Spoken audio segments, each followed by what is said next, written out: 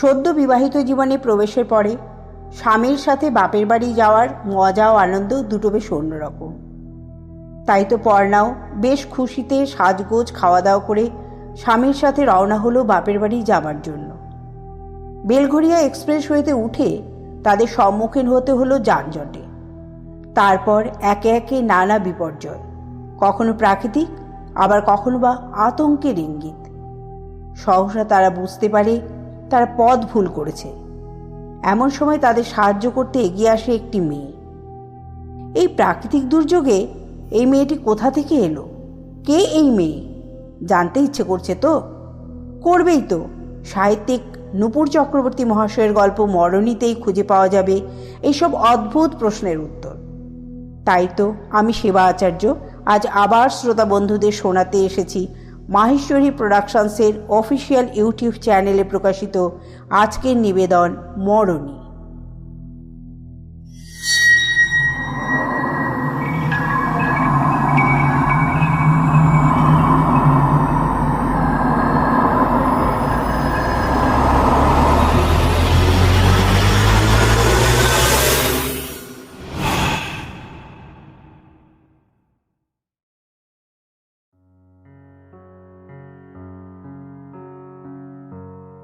বারাসাতে নিচের ফ্ল্যাট থেকে বের হতে হতেই আমাদের অনেক দেরি হয়ে গেল।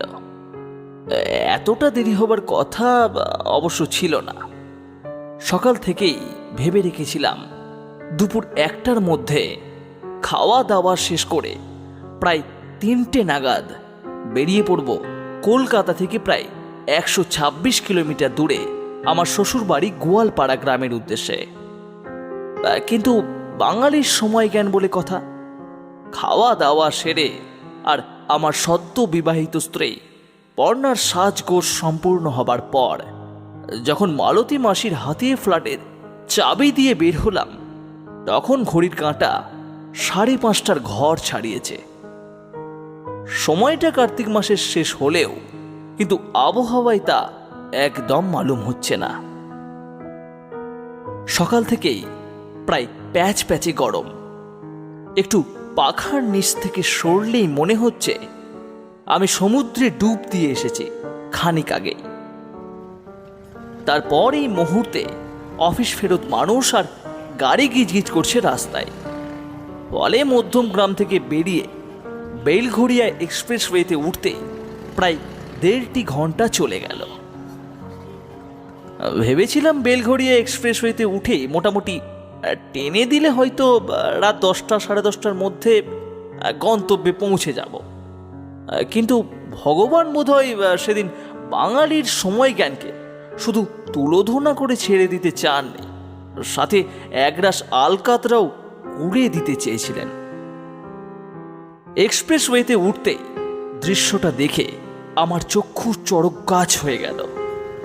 কারণ সামনে যতদূর দেখা যাচ্ছে ততদূর লম্বা গাড়ির সারি এগিয়ে চলেছে অতি সম্মুখ গতিতে। ওদিকে আমার পাশে বসা পর্ণা গাড়ির এসি কখনো বাড়িয়ে কখনো কমিয়ে আপন মনে বকবক করতে শুরু করেছে। ততক্ষণে উফ, জঘন্য, ডিসগাস্টিং। নরক মনে হয় এর থেকে ভালো, অসহ্য একেবারে, ইত্যাদি ইত্যাদি। ডানলপ, দক্ষিণেশ্বর পেরোনোর পরে অবশেষে রাস্তা তুলনামূলক ফাঁকা পাওয়া গেল।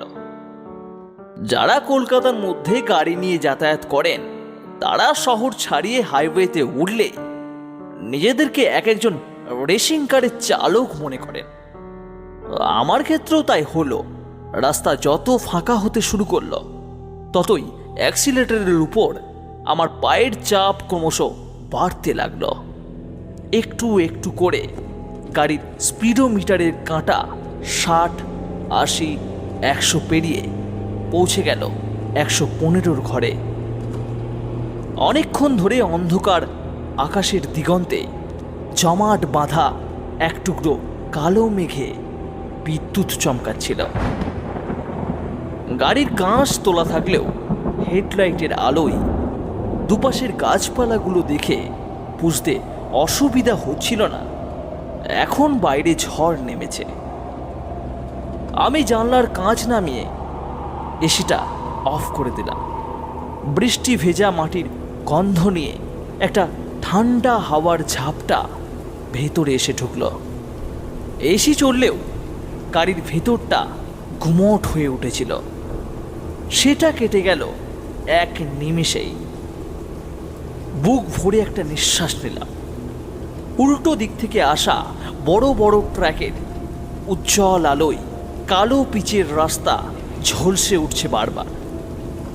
রাস্তায় টায়ারের সনসন আওয়াজ উঠেই আবার মিলিয়ে যাচ্ছে দ্রুত।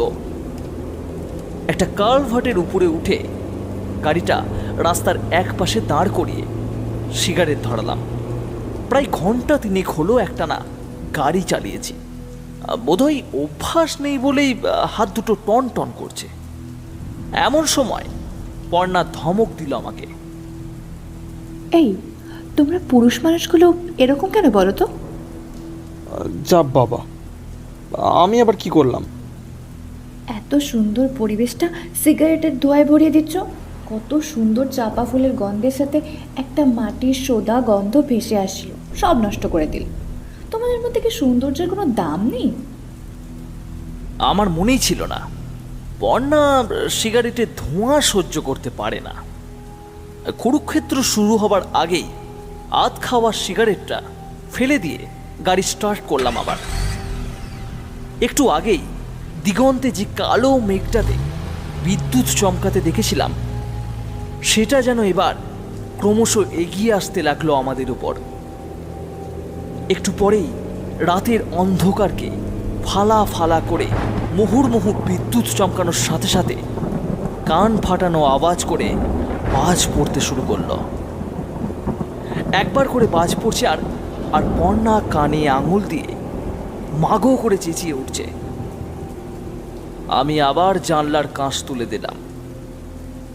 বাজ পড়লেও কিন্তু বাইরে ঝড়ের প্রকোপ তখন অনেকটাই শান্ত হয়ে এসেছে। এবার সামনের উইন্ডো স্ক্রিনে একটা দুটো করে জলের ফোঁটা পড়তে শুরু করেছে। কিন্তু এই একটা দুটো জলের ফোঁটা প্রবল বৃষ্টিতে রূপান্তরিত হতে আন্দাজ মিনিট দুয়েকের বেশি সময় লাগলো না। বৃষ্টির তোড়ে সামনের রাস্তাটা কেমন ধোঁয়া ধোঁয়া মনে হচ্ছে। কাঁচের উপর ওয়াইপার দুটো জল কেটে চলেছে সপাত সপাত করে। আমি ক্রমাগত হর্ন বাজিয়ে আর আপার ডিপার দিয়ে সাবধানে গাড়ি চালাচ্ছি। মাঝে মাঝে কাঁচের উপর বৃষ্টির ঝাপটা এমনভাবে আঁচড়ে পড়ছে যে আমার নিজেরই ভয় হচ্ছিল এই বোধহয় কাঁচটা গুঁড়ো গুঁড়ো হয়ে ভেঙে পড়বে। হঠাৎ পর্ণা আমার কাঁধে মাথা রেখে আস্তে আস্তে বলল, শহরের বৃষ্টির সাথে এই বৃষ্টি কত আলাদা দেখেছো? বৃষ্টির আবার শহর আর গ্রাম কি? বৃষ্টি মানে বৃষ্টি। তোমার মুন্ডু, শহরে বৃষ্টি হলে তুমি প্রথমে কি করতে? আগে জানলাগুলো দৌড়াদৌড়ি করে বন্ধ করতে, তারপর স্নান সেরে খাওয়া দাওয়া করে প্যান্ট হাঁটু অবধি গুটিয়ে আমাদের পাড়ার রাস্তায় কাদাগোলা জল পেরিয়ে বড় রাস্তায় যেতে বাস ধরতে। আর এখানে দেখো, বৃষ্টি এসছে যেন অতিথির মতো। প্রকৃতিটাকে বরণ করে নেওয়ার জন্য সব আয়োজন সাজিয়ে রেখেছে। এ তো কবি হয়ে গেলে দেখছি। উত্তরে পর্ণা একটু হেসে গান ধরল। আজি ঝরো ঝরো মুখর বাদল দিনে, জানি নে জানি নে, কেন যে মন মানে না, আজি ঝরো ঝরো মুখর বাদল দিনে। সত্যি মেয়েটার গলা খুব সুন্দর। একটু আগেই না কিরকম রেগেছিল, আর এখন এখন দেখে মনে হচ্ছে পর্ণা যেন কখনো রাখতেই পারে না। মেয়েদের মন আসলে খাম খেয়ালি আবহাওয়ার মতো। এই মেঘের মতো কালো মুখ আবার পরক্ষণেই ঝকঝকে রোদের মতো হাসে। আমি সামনের দিক থেকে চোখ না সরিয়ে ওর মাথায় আলতোভাবে একটা হাত রাখলাম। হঠাৎ ধূপ করে কালো মতন কি একটা জিনিস আমার গাড়ির সাথে ধাক্কা লেগে ডিগবাজি খেয়ে দূরে ছিটকে পড়ল। আমি সাথে সাথে ব্রেক কষে গাড়িটা মাঝ রাস্তায় দাঁড় করিয়ে বাইরে বেরিয়ে এলাম। বৃষ্টি তখনও হয়ে চলেছে অঝোর ধারায়। ঘটনার আকস্মিকতায় আমার বুকের মধ্যে ধপাধপ কেউ যেন হাতুড়ি পেটাচ্ছে। কিন্তু বাইরে এসে আমি অবাক হয়ে গেলাম, কারণ গাড়ির হেডলাইটের আলোর শেষ সীমানা অবধি কালো কোনো জিনিস চোখে পড়ল না। ওদিকে পর্ণাও উদ্ভ্রান্ত মুখে বেরিয়ে এসেছে গাড়ি থেকে। আমি সন্দেহ দূর করার জন্য আরও একটু এগিয়ে গেলাম। না, কোথাও কিছু নেই। যদিও বৃষ্টির জন্য গাড়ি যথেষ্টই আস্তে চালাচ্ছিলাম, তবুও কোনো প্রাণী ধাক্কা খেলে এত তাড়াতাড়ি উঠে পালিয়ে যাওয়া সম্ভব নয়। পর্ণা উদ্বিগ্ন স্বরে আমাকে জিজ্ঞেস করল, কি গো, পাগলের মতো দাঁড়িয়ে কতক্ষণ বৃষ্টিতে ভিজবে? ও তোমার মনের ভুল, এতক্ষণ ড্রাইভ করার অভ্যেস নেই তো তাই। এতটা ভুল দেখবো পড়না? আমি যে আমি যে স্পষ্ট দেখলাম কালো কি যেন একটা। পর্ণা আমাকে কথাটা শেষ করতে না দিয়ে হ্যাচকা টার্ন মেরে গাড়ির কাছে নিয়ে এসে দরজা খুলে একরকম জোর করেই ভেতরে ঢুকিয়ে দিল। তারপর নিজে উঠে বসলো গাড়িতে। আমি স্টিয়ারিংয়ে মাথা দিয়ে চুপ করে বসে রইলাম কিছুক্ষণ। কি হলো, চালাও। আরে এভাবে মাঝ রাস্তায় দাঁড়িয়ে থেকো না। পর্ণা আমার কাঁধে হাত রেখে ভরসার সুরে বলল, তুমি পারবে, কিচ্ছু হয়নি। অহেতুক ভয় পাচ্ছ। আচ্ছা ঠিক আছে, সামনে কোনো ধাবা বা হোটেল পেলে সেখানে ঘন্টাখানেক রেস্ট নিয়ে নেব, কেমন? কাঁপা কাঁপা হাতে চাবি ঘুরিয়ে গাড়ি স্টার্ট দিলাম আবার। পর্ণা মোবাইলে ম্যাপ খুলে কাছাকাছি কোথাও হোটেল আছে কিনা খুঁজতে শুরু করলো। এদিকে বৃষ্টির কোনো বিরাম নেই। প্রায় মিনিট 30 গাড়ি চালানোর পর আমার এই প্রথমবার কেমন যেন একটু খটকা লাগলো, কারণ এই 30 মিনিট ধরে উল্টো দিক থেকে কোনো গাড়ি আসেনি, বা আমাদের পেছন থেকে কোনো গাড়ি ওভারটেক করে যায়নি। হাইওয়ে কি এতটাই নিস্তব্ধ হয়ে ওঠে বৃষ্টির রাতে? কত দূর এসেছি বলো তো পড়না? ঠিক বুঝতে পারছি না গো, নেটওয়ার্ক খুব দুর্বল, ম্যাপটা ঠিকভাবে আপডেট হচ্ছে না। কথা বলতে বলতে একটা অদ্ভুত জিনিস লক্ষ্য করলাম হঠাৎ। গাড়ির কাঁচের উপর ওয়াইপার জল কাটার পরে সমস্ত কাঁচ জুড়ে একটা আড়াআড়ি সাদা দাগ ফুটে উঠছে বারবার। বাধ্য হয়েই জানলার কাঁচটা নামানোর পরে ঘন অন্ধকারের মধ্যে প্রথম যে দৃশ্যটা চোখে পড়ল, তাতে অজান্তেই আমার সমস্ত মেরুদণ্ড বেয়ে একটা হিমশীতল স্রোত বয়ে গেল। কারণ কারণ আমাদের গাড়ি কোনো হাইওয়ে দিয়ে চলছে না, বরং কাদা ভর্তি একটা মেঠো পথ দিয়ে ছুটে চলেছে। এবড়ো খেবড়ো রাস্তাতে গাড়ির চাকায় সেই কাদা জল ছিটকে পড়ছে সামনের কাঁচে। আমি আবার থামিয়ে দিলাম গাড়িটা।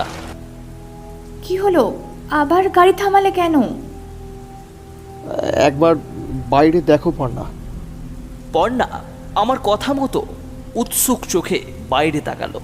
তারপর বিস্ময় মিশ্রিত ভয়ার্থ কণ্ঠে প্রায় আর্তনাদ করে উঠল, হায় ঈশ্বর, আমরা কোথায় এসে পৌঁছেছি? কোথায় এসে পৌঁছেছি সেটা বলতে পারবো না, তবে তবে আমরা যে রাস্তা হারিয়েছি এক প্রকার নিশ্চিত। এবার কি হবে? আমি কোনো জবাব না দিয়ে গাড়ি থেকে নেমে এলাম। একটু আগে বৃষ্টিতে ভেজা জামা কাপড়গুলো মোটামুটি গায়েই শুকিয়ে গিয়েছিল, এখন আর একবার ভিজল। চারিদিকে জমাট বাঁধা অন্ধকার। সামনে গাড়ির হেডলাইটের আলোয় দেখলাম রাস্তা জুড়ে, যদিও সেটাকে রাস্তা বলা যায়, ঘোলা জলের স্রোত বয়ে যাচ্ছে। রাস্তার দুপাশের জমি পুরো জলের তলায়। নিজেকে যেন নির্জন দ্বীপে আটকা পড়া কোনো নাবিকের মতো মনে হচ্ছে এই মুহূর্তে। আমি নিষ্ফল হব জেনেও অনেকবার হর্ন বাজালাম, তবে এত দুর্দশার মধ্যেও মনের গভীর কোণে একটা আশার সঞ্চার হলো। কারণ বৃষ্টির তেজটা হঠাৎ করেই একদম কমে গেল। বৃষ্টিটা কমে গেলে আশা করি জলটা নামতে বেশি সময় লাগবে না, তারপর একটা ব্যবস্থা ঠিক হয়ে যাবে। ঠিক এমন সময় আমার নজরে পড়ল জলের মধ্যে দিয়ে একটা ছোট আলোর বিন্দু যেন এগিয়ে আসে আমাদের দিকে। আলোটা স্থির নয়, কখনো উঠছে আবার কখনো নামছে। কি ওটা? কোনো জন্তু নয় তো? এই মুহূর্তে আমার উপরে কেউ ঝাঁপিয়ে পড়লে নীরবে আত্মসমর্পণ করা ছাড়া আর কোনো উপায় নেই।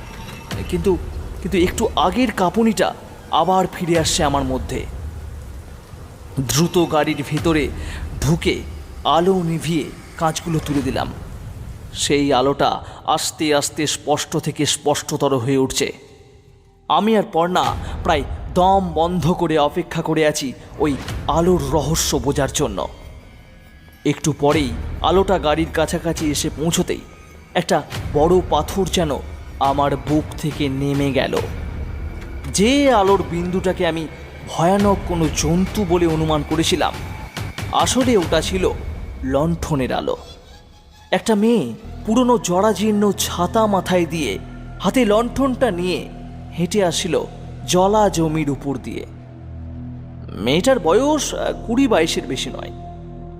মুখখানা কেমন যেন ভাবলেশীন, মাথায় রুক্ষ অথচ ঘন চুলের ঢেউ কোমর ছাপিয়ে নেমে গেছে নিচে।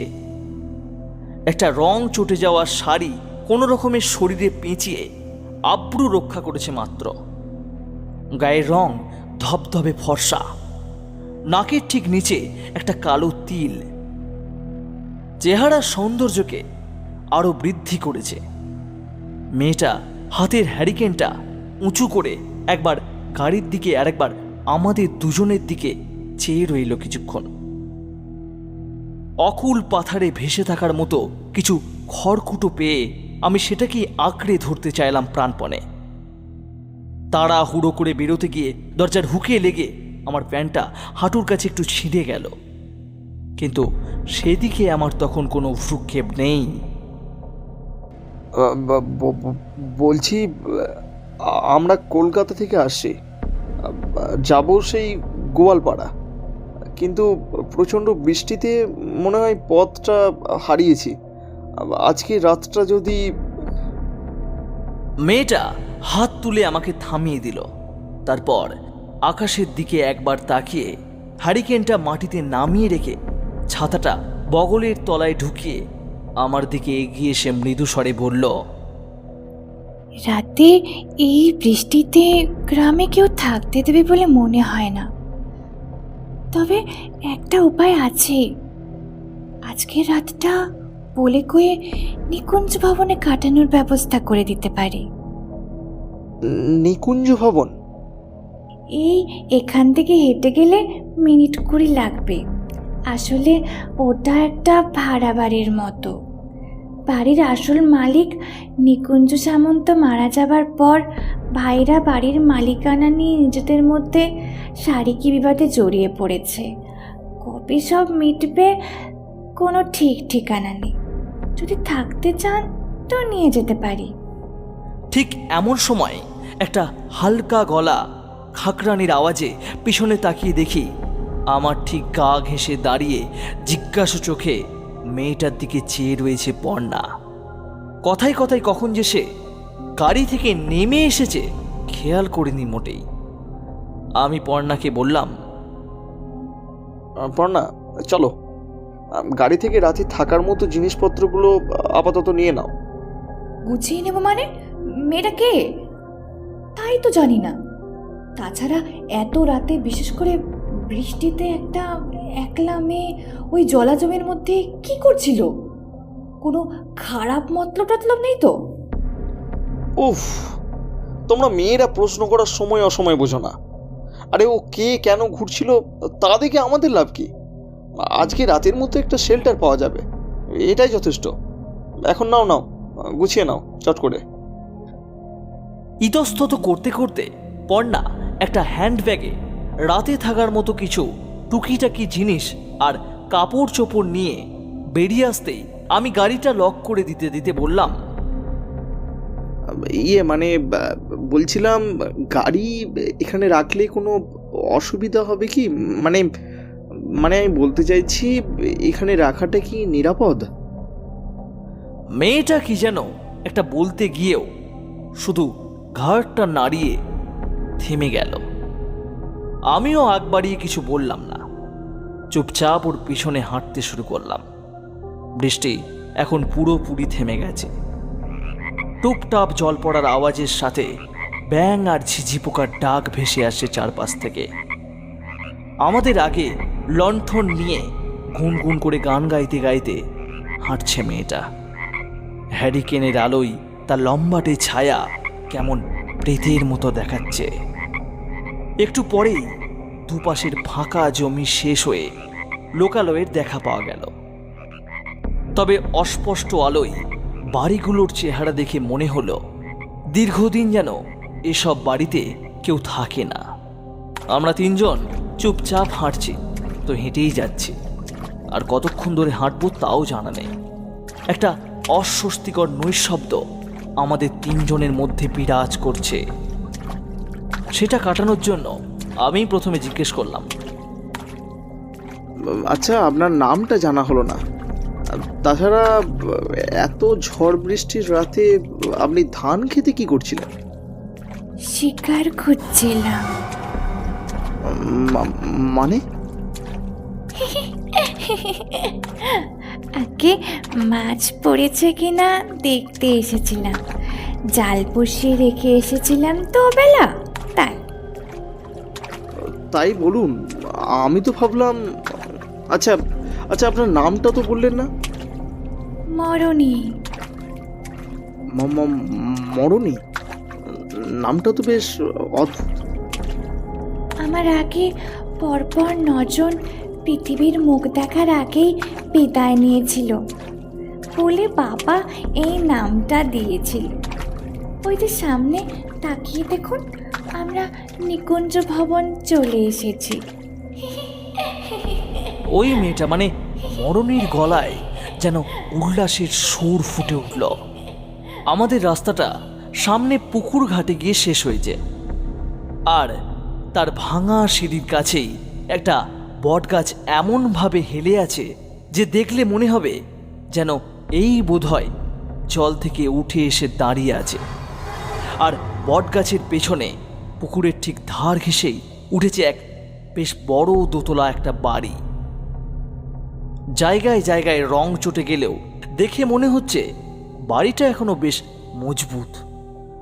তবে বটগাছটা যেভাবে নিজের অস্তিত্বকে ছড়িয়ে দিচ্ছে, তাতে এই বাড়িটার কতদিন মজবুত থাকবে সেই নিয়ে কঠিন সন্দেহ আছে। বেশ বড় একটা পিতলের সিংহ বসানো লোহার দরজা রয়েছে বাড়িটাতে। দরজার পাশে মার্বেল পাথরের ফলকে লেখা নিকুঞ্জ ভবন। মরণে গিয়ে বাড়ির লোহার দরজাটা একটু ঠেলতেই ক্যাঁচ করে বিকট আওয়াজ করে খুলে গেল সেটা। প্রায় সাথে সাথেই বিশ্রী একটা পচা গন্ধ ঝাপটা মেরে গেল। মা গো, কি পচা গন্ধ! নাকে আঁচল চাপা দিয়ে বাড়ির ভেতরে ঢুকতে ঢুকতে বলল পর্ণা। সদর দরজা পেরিয়েই বড় উঠোন, আর তার ঠিক মাঝখানে একটা কুয়ো। উঠোনের চারপাশে সারি সারি অনেক ঘর, তার বেশিরভাগই অবশ্য তালা বন্ধ। মরণী কিছু না বলে লণ্ঠনটা নিয়ে বারান্দার ওদিকে কোথায় চলে গেল। বোধহয় কাউকে ডাকতে গেছে হয়তো। উঠোনের মেঝেটা কেমন যেন চটচটে, অসাবধানে পা ফেললে পিছলে পড়ে যাওয়ার সম্ভাবনা প্রবল। এছাড়া সমস্ত উঠোনটা জুড়ে কেমন আষ্টে আষ্টে গন্ধ। আমি আর পর্ণা অন্ধকারে দাঁড়িয়ে রইলাম। আজকের রাতটা কোন রকমে কাটলে হয়। একটা রাত পাখি করে ওই পুকুর ধারের বটগাছ থেকে ঢেকে চলেছে অবিরাম। আকাশের ঘন কালো মেঘের ফাঁক দিয়ে গোল থালার মতো চাঁদ উঁকি মেরে যাচ্ছে মাঝে মাঝে, আর তার ফলে জ্যোৎস্নার আলো কোনো চঞ্চল বালকের মতো দেখা দিয়ে মিলিয়ে যাচ্ছে দ্রুত। সেই ক্ষণস্থায়ী চাঁদের আলোয় মেঝের দিকে তাকাতেই অজান্তে আমার গলা থেকে অস্ফুট আর্তনাদ বেরিয়ে এলো। এ কি? এ তো রক্ত, পুরো পুরো মেঝেটা রক্তে ভর্তি। পর্ণা, পর্ণা দেখেছো? হ্যাঁ হ্যাঁ, চলো, জায়গাটা ভালো নয়, আমরা গাড়িতেই ফিরে যাই। কিন্তু আমার পায়ে তখন কেউ যেন দুটো পাথরের টুকরো বেঁধে দিয়েছে। ভারী হয়ে গেছে সে দুটো। পর্ণা আমার ডান হাতটা শক্ত করে চেপে ধরে বলল, আরে দাঁড়িয়ে রইলে কেন, চলো না। মনের সব জোরকে একত্রিত করে আমরা দরজার দিকে পা বাড়াতে যাব, আর ঠিক তখনই আমাদের পেছন থেকে মরণীর গলার আওয়াজ পাওয়া গেল। এ কি, কোথায় যাচ্ছেন? রাতে থাকবেন না? আমি যে সব ব্যবস্থা করে এলাম। পর্ণার ভয়ার্থ চিৎকার রাতের নীরবতাকে খান খান করে দিল, কারণ মরণীর চেহারায় এখন ভয়ানক কিছু পরিবর্তন এসেছে। একটু আগে তার যে দুটো চোখ আমার কাছে প্রশংসিত হয়েছিল, এখন সেই চোখের রং সাদা, কালো মনে দুটো উধাও, ঠোঁটের কোণ থেকে গড়িয়ে পড়ছে রক্ত। বাঁ হাতে ধরা একটা মানুষের বুকের খাঁচা, যার হাড়ের মধ্যে তখনও রয়ে গেছে কাঁচা মাংসের অবশিষ্টাংশ। মরণী বুকের খাঁচাটা ছুঁড়ে ফেলে দিয়ে লণ্ঠনটা নিয়ে এগিয়ে আসতে লাগলো আমাদের দিকে। পর্ণা আমাকে জড়িয়ে ধরে ডুকরে কেঁদে উঠল। হঠাৎ আমার মাথার মধ্যে সব কেমন যেন তালগোল পাকিয়ে গেল। ফেসবুক, ইন্টারনেট, ইমেল ঘাঁটা মস্তিষ্ক কিছুতেই যেন আমার সামনে ঘটতে থাকা ঘটনাগুলোকে মেনে নিতে চাইছিল না। মনে হচ্ছিল যেন আমি বিচ্ছিরি কোনো স্বপ্ন দেখছি। খুব শিগগিরই জেগে উঠব, কিন্তু একটু পরে স্পষ্ট বুঝতে পারলাম আমাকে কেউ জোর করে টেনে নিয়ে তুলতে চাইছে সেই বারান্দায়। জোর করে হাতটা ছাড়িয়ে নিতে চাইলাম, পারলাম না। দরজার বাইরে থেকে অত্যন্ত গুরুগম্ভীর গলায় মন্ত্রপাঠ শোনা গেল। আমি চেঁচিয়ে উঠলাম, বাঁচাও! আর তারপরেই সমগ্র পরিবেশ পুরো পাল্টে গেল। কোথায় সেই পুকুরঘাট, কোথায় সেই বটগাছ, আর কোথায় নিকুঞ্জ ভবন, বা কোথায় কোনো শিল্পী যেন নিপুণ তুলির ছোঁয়ায় সব কিছু মুছে দিয়েছে এক লহমায়। চারদিকে এখন ধুধু প্রান্তর, তার মাঝখানে একটা ছোট পুরনো মন্দির সাদা পর্দার মতো কুয়াশার আস্তরণ দিয়ে ঘিরে রেখেছে মন্দিরটাকে। ঝকঝকে জ্যোৎস্না ফেটে পড়ছে চারপাশে। কে বলবে একটু আগেই প্রচণ্ড ঝড় হয়ে গেছে? অবাক হলাম না, কারণ সেই শক্তিটাই বোধহয় আমার আর নেই। কিন্তু মন্ত্র উচ্চারণটা কে করলো? আশপাশ তো পুরো জনমানবহীন। উপায়ান্তর না দেখে অনেক কষ্টে নিজেদেরকে প্রায় টেনে হিঁচড়ে নিয়ে হাজির করলাম মন্দিরের দরজার সামনে। কিন্তু শ্যাওলা পড়া পলেস্তারা খসা সেই মন্দিরের কাঠের দরজা বন্ধ। পর্ণা ফিস ফিস করে বলল, এবার কি হবে? কি হচ্ছে আমি কিচ্ছু বুঝতে পারছি না।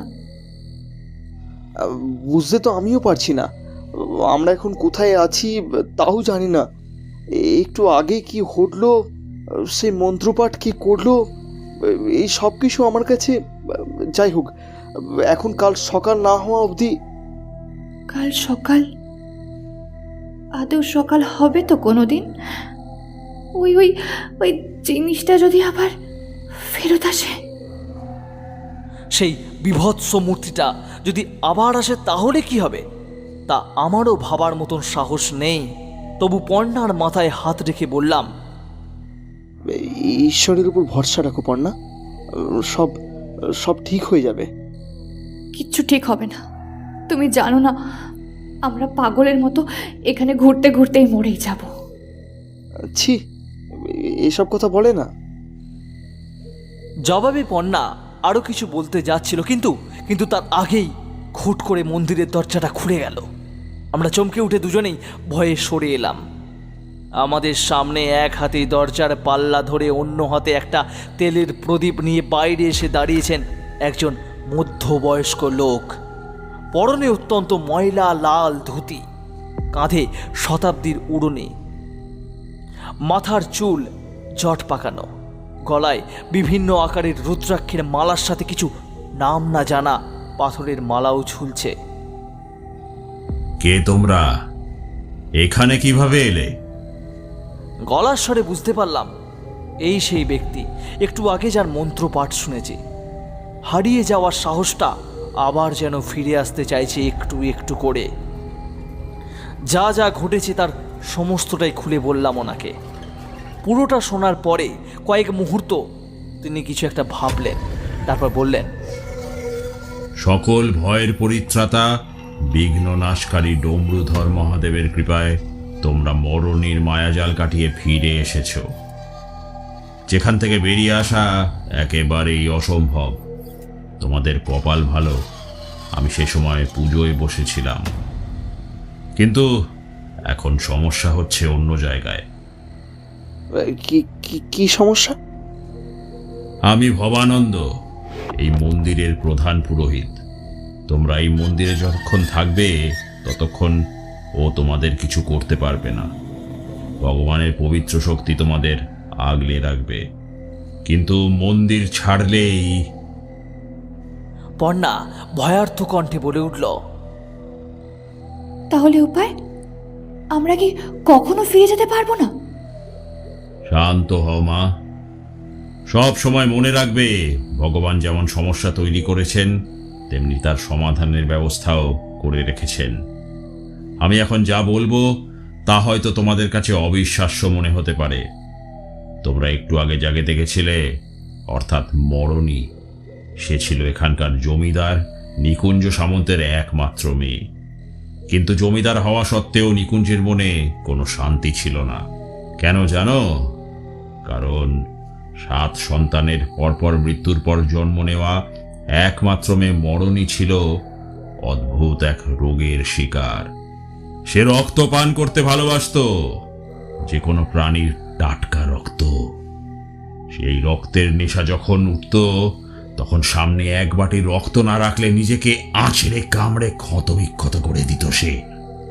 বহু হাকিম, বৈদ্য, ডাক্তার দেখিয়েও কোনো লাভ হয়নি। এই জন্য বাধ্য হয়ে নিকুঞ্জ আশেপাশের গ্রামের লোকেদের কাছ থেকে বেশি দাম দিয়ে হাঁস, মুরগি সব কিনে জমা করে রাখত বাড়িতে। সবকিছু ঠিকঠাক চলছিল। হঠাৎ একদিন নিরুদ্দেশ হয়ে গেল নিকুঞ্জ। বাড়িতে পড়ে রইল চাকর বাকর আর ওই মরণী। দিনের পর দিন যায়, নিকুঞ্জ আর ফেরে না। একসময় গ্রামের লোক ভুলেই গেল জমিদার নিকুঞ্জের কথা, কিন্তু নিকুঞ্জ ফিরে এসেছিল বছর 20 পরে। তখন অবশ্য তার অন্য রূপ। এইটুকু বলে একটু থামলেন ভবানন্দ। তারপর বাতিটা মেঝেতে নামিয়ে রেখে আমাদের বললেন, তোমরা ভেতরে এসো, বাইরে কুয়াশা পড়ছে। আমি আর পর্ণা মন্দিরের ভেতরে ঢুকলাম।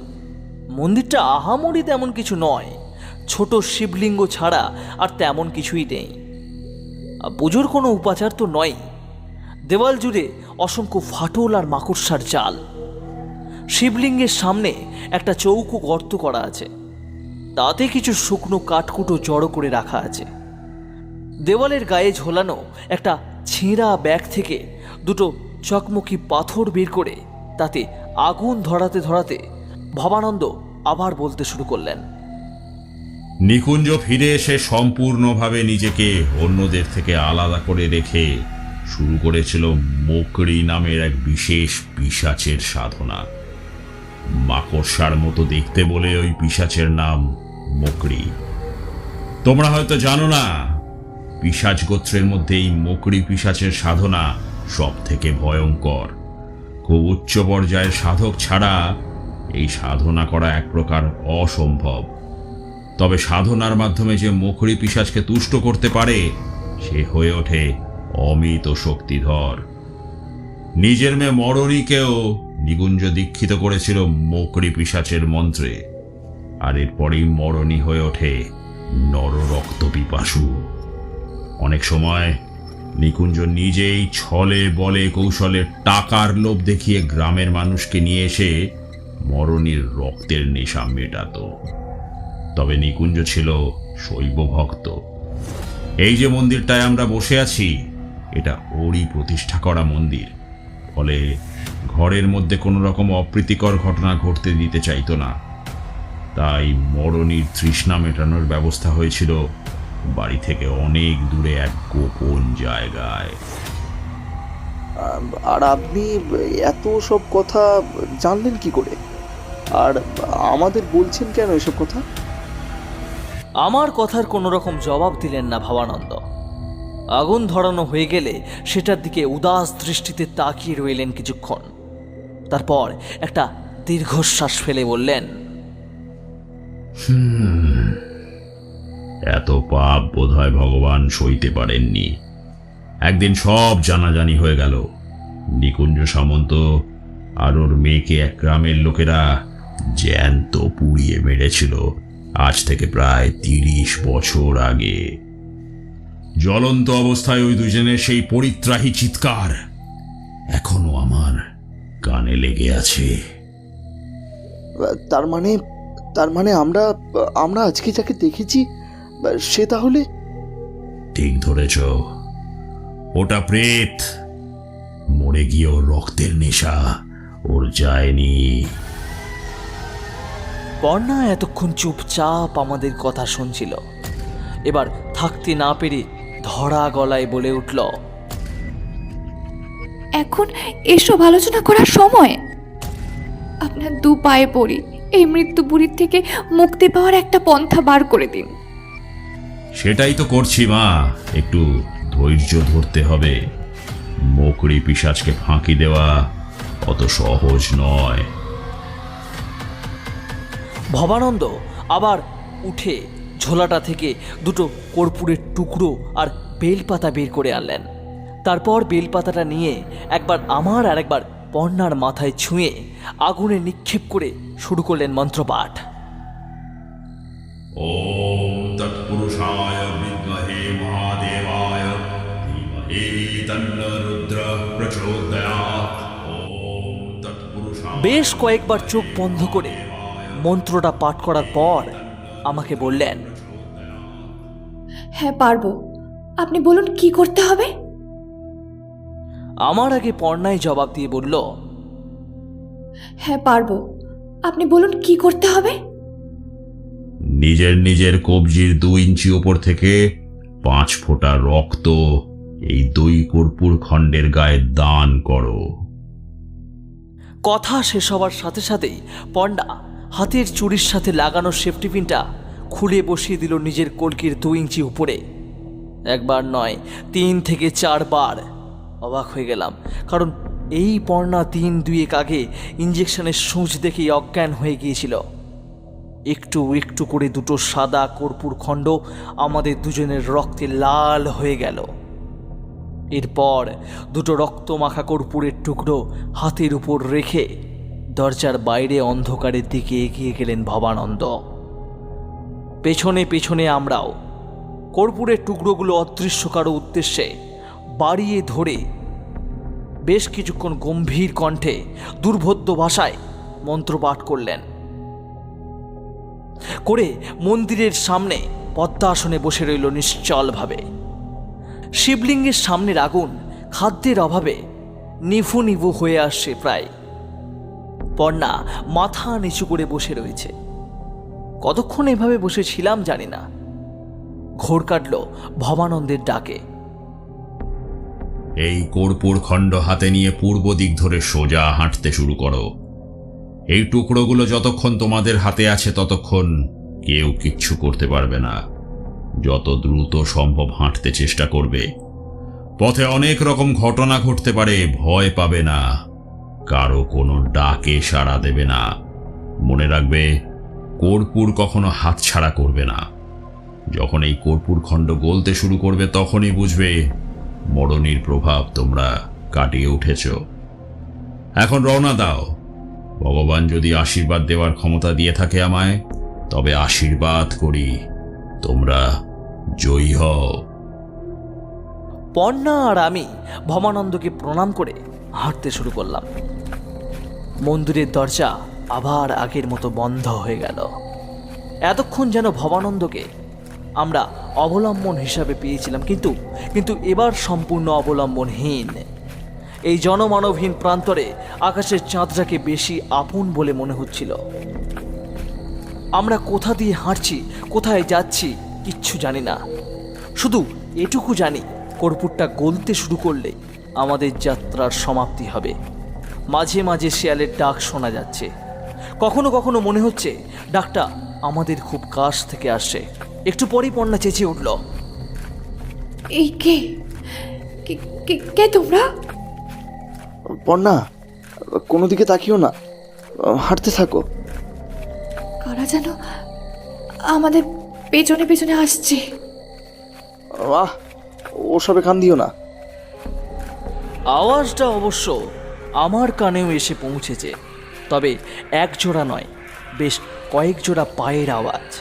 খুব দ্রুত সেই পায়ের আওয়াজ এগিয়ে আসছে আমাদের কাছে।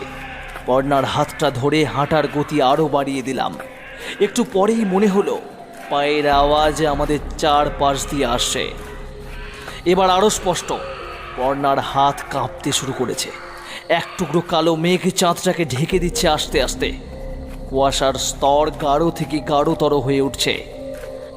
এতক্ষণ শুধু আওয়াজ শুনেছি, কিন্তু এখন দেখতে পেলাম সেই সাদা কুয়াশার মধ্যেই কালো কালো কিছু ছায়া হেঁটে চলেছে আমাদের পাশাপাশি।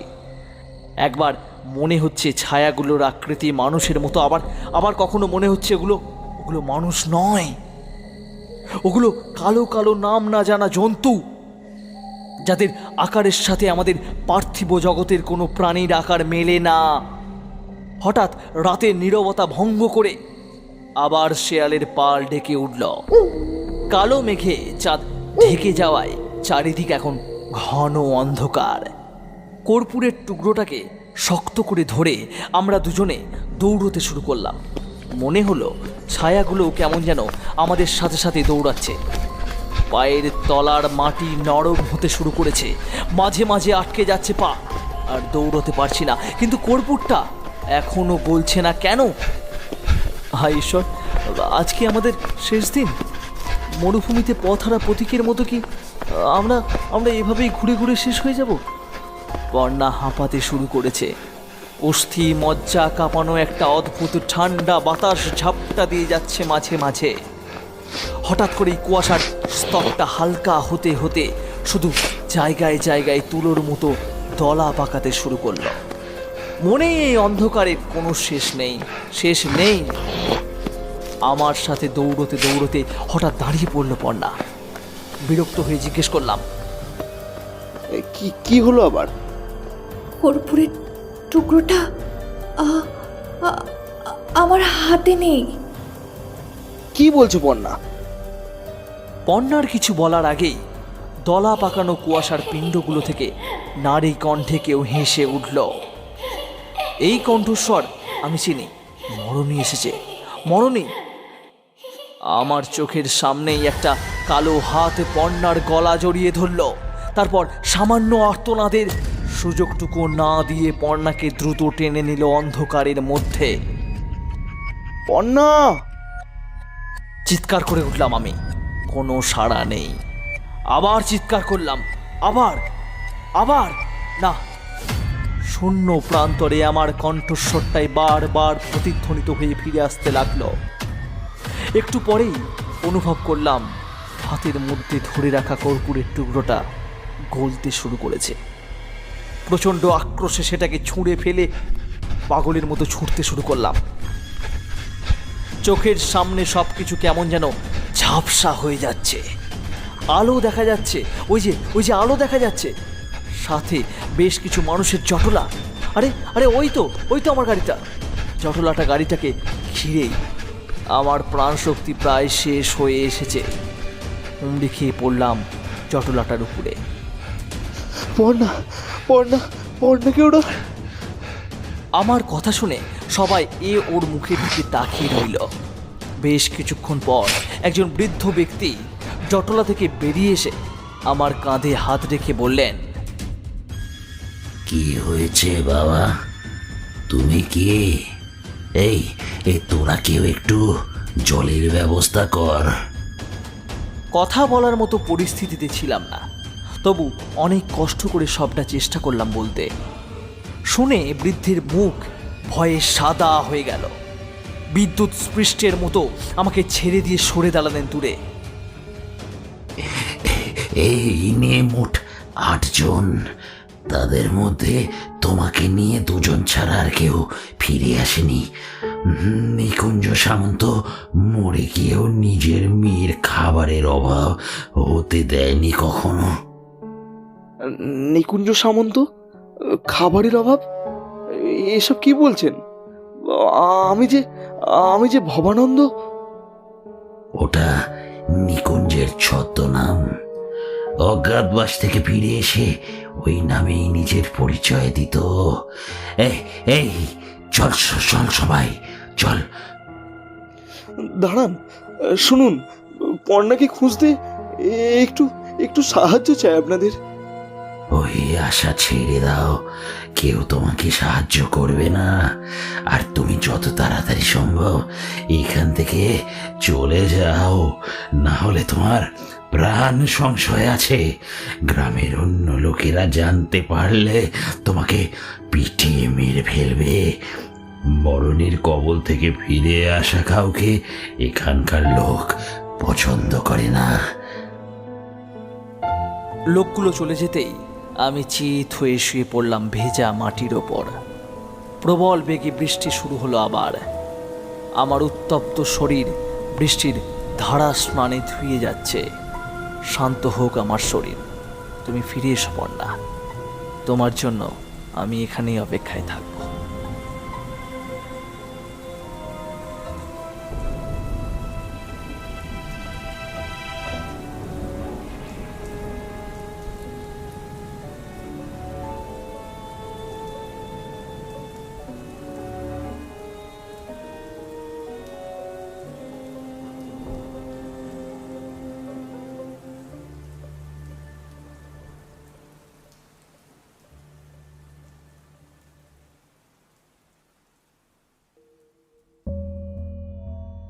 শুনছিলেন সাহিত্যিক নূপুর চক্রবর্তী মহাশয়ের লেখা ভৌতিক গল্প মরণী। যে সকল বাচিক শিল্পীদের কণ্ঠস্বর গল্পের চরিত্রগুলোকে তাদের কণ্ঠস্বর দ্বারা জীবন্ত করে তুলেছেন তারা হলেন দিব্যেন্দু, স্নেহা, ইন্দ্রনীল, পোস্টার অভিজিৎ, সঙ্গীত রণজয়, সমগ্র ব্যবস্থাপনা পরিচালনা অনির্বাণ। ধন্যবাদ। সবাই ভালো থাকুন, সুস্থ থাকুন, সাথে থাকুন মাহেশ্বরী প্রোডাকশনসের। শুভরাত্রি।